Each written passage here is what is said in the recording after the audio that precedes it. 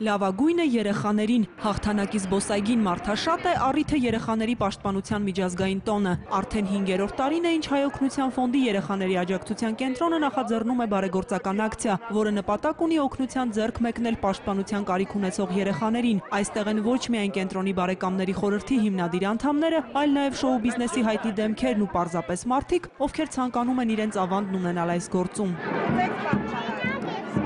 Բիզնեսի ոլորտի մարդիկ ներկայացուցիչները բերում են իրենց արտադրանքը, հայտնի մարդիկ, արտիստներ, դերասաններ, այսպիսի գոգնոսներ հագած, վաճառում են այդ արտադրանքը, հավաքագրվում է գումար, որը օգտագործում ենք մեր երեխաների տարբեր կարիքների համար։ Ես իմ թորնուի հետ եմ եկել, Բելոչկայի հետ եմ եկել, որը ինքը այդ ցանկությունը հայտնեց, սրտանց եմ մասնակցում եւ ուզում եմ եւ հպարտեմ, որ սա արդեն ավանդույթ է։ Քանի հատ? 90 հատ հոտ-դոգ։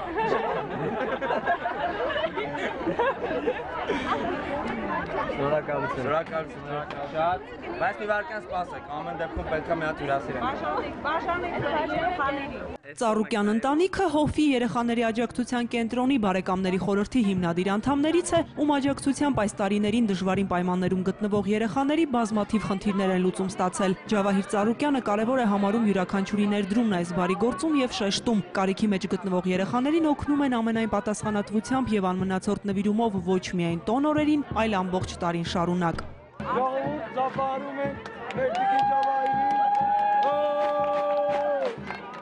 Օգնենք մեր երեխաներին, բոլորը։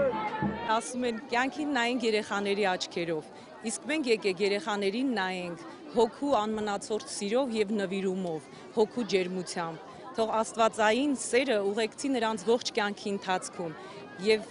թող Աստված օրհնի եւ լուսավորի նրանց ճանապարհը կյանքի։ Մարդիկ կան, որ տարիներ շարունակական մեզ օգնում են, ինչպես Ծառուկյան ընտանիքը օրինակ։ Արդեն կա հավաքագրված գումար 1,800,000 դրամ։ Բայց ունենք նաեւ խոշոր նվիրատու, ինչպես Ծառուկյան ընտանիքն է, այդ ամբողջը պիտի տրամադրվի երեխաների աուտինգների